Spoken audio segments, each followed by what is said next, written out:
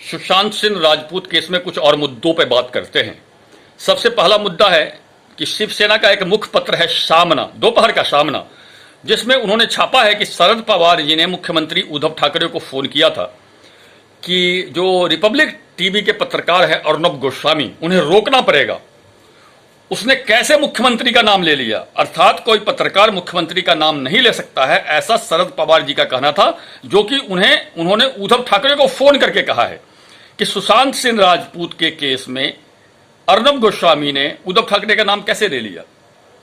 अब बताइए, यही विरोधी दल, यही लोग सुबह से शाम तक मोदी का नाम लेके कोसते रहते हैं और कहते हैं बोलने की स्वतंत्रता है, लेकिन एक अर्नब गोस्वामी नाम का पत्रकार ने उद्धव ठाकरे से सवाल क्या पूछ दिया, इन लोगों को उसके अधिकार पर चुनौती देने लगे, चैलेंज करने लगे कि अर्नब गोस्वामी मुख्यमंत्री का नाम कैसे ले सकता है। तब तो जो 4-5 फर्जी पत्रकार रोज फेसबुक पर मोदी को गाली देते हैं, उनको तो जेल में बंद कर देना चाहिए, बकौल शरद पवार।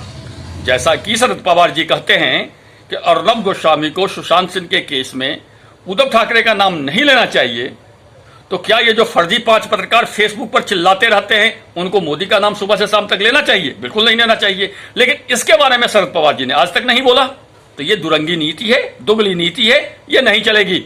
और सुशांत सिंह मर्डर केस में महाराष्ट्र सरकार की नाम आएगी, नाम इसलिए आएगी कि उसने जांच में बाधा पहुंचाई है, सुप्रीम कोर्ट में सीबीआई जांच का विरोध कर रही है, इसलिए महाराष्ट्र सरकार की नाम आएगी और मुख्यमंत्री का नाम लिया जाएगा। और अर्नब गोस्वामी यदि नाम ले रहा है तो वो सही कर रहा है, वो गलत नहीं कर रहा है।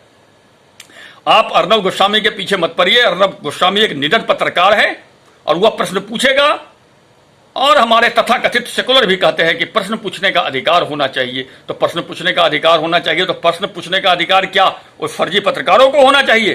अर्नब गोस्वामी जैसे राष्ट्रवादियों को नहीं होना चाहिए? होना चाहिए, और वो पूछेगा। पहला मुद्दा तो यह है।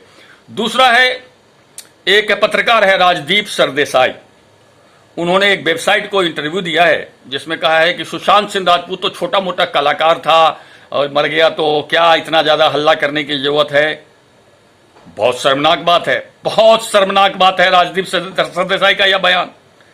समझ लीजिए राजदीप सरदेसाई जी, आप क्या बोल रहे हैं कि सुशांत सिंह राजपूत छोटा मोटा कलाकार था, इसलिए मुंबई पुलिस पर या महाराष्ट्र सरकार पर प्रेशर नहीं बनाया जाए, मतलब कोई बड़ा कलाकार मरे तो प्रेशर बनाया जाए।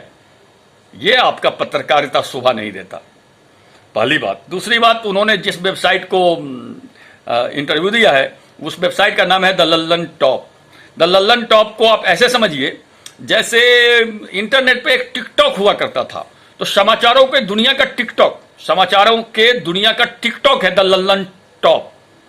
उस पर, वो आज तक का ही एक छोटा चैनल है, उस पर इन्होंने अपना यह इंटरव्यू दिया है कि छोटे मोटे कलाकार के मरने से सरकार पर प्रेशर नहीं बनाना चाहिए था। मतलब प्रेशर बनाने के लिए किसी बड़े कलाकार का होना चाहिए था, मतलब नामी गिरामी कलाकार मरता तब उस पर जवाब किया सकता है, छोटे मोटे आदमी का कोई महत्व नहीं है। हाँ, राजदीप सरदेसाई जी आप ठीक कर रहे हैं, हम लोग तो कीड़े मकोड़े हैं, हम लोगों को कौन पूछता है? आप मरिएगा तो सवाल पूछा जाएगा, हमारे जैसे कीड़े मकोड़े आम जनता को मरने पर क्यों सवाल पूछा जाएगा? वाह वाह वाह वाह, क्या राजदीप सरदेसाई आपने शर्मनाक हरकत की है, क्या बताया है आपने, क्या कहा है आपने। धन्य हो प्रभु, आपके जैसे पत्रकार यदि 10-5 हो जाए तो देश का कल्याण हो जाए। धन्य है प्रभु आप। और अब अंतिम बात, ऐसी व्यवस्था होनी चाहिए कि कभी भी कोई सुशांत सिंह की मौत असमय न हो। यह सीबीआई जांच इस तरह से हो कि किसी भी नेता के बेटे को, किसी भी गैंग को, किसी भी परिवारवाद को यह हिम्मत न हो कि सामान्य परिवार का कोई लड़का मुंबई जाए उसे तंग कर सके। ऐसी सजा होनी चाहिए, ऐसी स्थिति होनी चाहिए। जब आप देखते हैं कि बड़े बड़े लोग कार से आदमी को कुचल देते हैं और ड्राइवर का पता नहीं चल पाता, तो लोगों का मन बढ़ता है। दिशा सलियान की मौत हो गई, आत्महत्या के नाम पे उसे दबा दिया गया।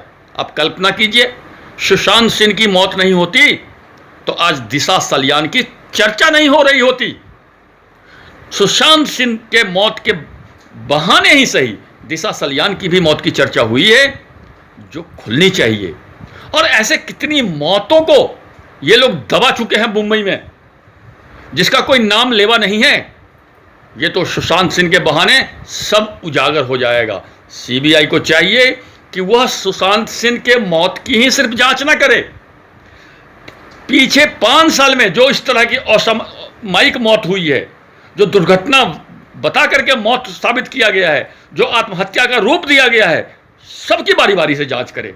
देखिएगा, यदि ऐसा होता है तो फिल्म उद्योग से जितने अपराधी तत्व हैं वो एकदम से साफ हो जाएंगे, एकदम से साफ हो जाएंगे।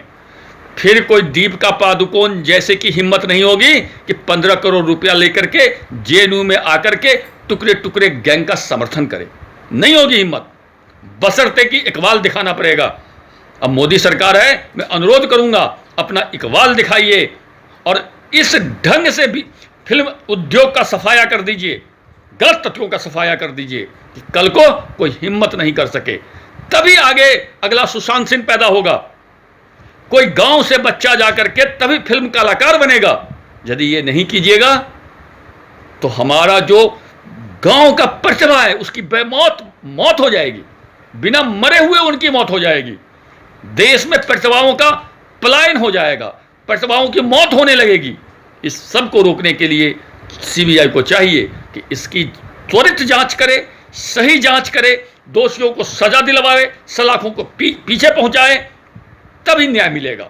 और हमें उम्मीद है कि न्याय मिलेगा। अब समय आ गया है, मुंबई में फिल्म सिटी में जिस तरह से उत्पीड़न होता है, परिवारवाद चलता है, और भी 50 तरह की घटनाएं मुंबई में होती है। इस सब को देखते हुए अब समय आ गया है कि मुंबई को केंद्र शासित प्रदेश बना दिया जाए। मुंबई कोई महाराष्ट्र का सिर्फ नहीं है, पूरे देश का है। वहां पर आरबीआई का हेड ऑफिस है, वहां पर बंदरगाह है, वहां पर फिल्म सिटी है, पूरे देश के लोग रहते हैं। उसे अब अविलंब केंद्र शासित प्रदेश बना दिया जाए, जिससे कि स्थानीय सरकार का हस्तक्षेप खत्म हो जाए। स्थानीय सरकार का हस्तक्षेप जो ही खत्म हो जाएगा तो आप विश्वास कीजिए, फिल्म उद्योग से आईएसआई और पाकिस्तानियों का हस्तक्षेप खत्म हो जाएगा, परिवारवाद का हस्तक्षेप खत्म हो जाएगा, सुशांत सिंह जैसे उभरते हुए कलाकार की मौत नहीं होगी, और ऐसे अनेकों घटनाएं जो महाराष्ट्र के अंदर में मुंबई के रहने से होता है वो सारी बंद हो जाएगी। तो इसमें महाराष्ट्र की जनता को नाराज होने की जरूरत नहीं है। आप देखते होंगे कि मुंबई चूंकि उसकी राजधानी है, इसलिए महाराष्ट्र के सारे नेता मुंबई में ही पड़े रहते हैं। मुंबई में थोड़ा पानी आ जाता है और कोई फिल्म स्टार फंस जाता है तो पूरे देश की मीडिया उसे दिखाती है। आप कल्पना कीजिए कि विदर्भ में सूखा पड़ जाता है, कोई पूछने वाला नहीं होता है। यदि मुंबई केंद्र शासित प्रदेश बन जाए तो महाराष्ट्र के नेताओं को बाकी राज्य के बाकी हिस्सों में ध्यान देने की जरूरत होगी, बाकी हिस्से में ध्यान देंगे। आप देखते होंगे पंजाब और हरियाणा का राजधानी चंडीगढ़ है और केंद्र शासित प्रदेश है। न पंजाब को चंडीगढ़ के बारे में चिंता करने की जरूरत पड़ती है, न हरियाणा को पड़ती है। वो लोग चंडीगढ़ की चिंता नहीं करते, बाकी राज्यों की चिंता करते हैं। उसी तरह महाराष्ट्र में यदि मुंबई को केंद्र शासित प्रदेश बना दिया जाए तो वहां के नेता का ध्यान राज्य के अन्य हिस्सों में होगा, विदर्भ के सूखा पीड़ितों पे होगा, जिससे कि राज्य का विकास होगा। इसलिए मुंबई का केंद्र शासित प्रदेश बनने से राज्य को कोई फर्क नहीं पड़ेगा, अपितु महाराष्ट्र राज्य को फायदा होगा। इसलिए अविलंब मुंबई को केंद्र शासित प्रदेश बना दिया जाए।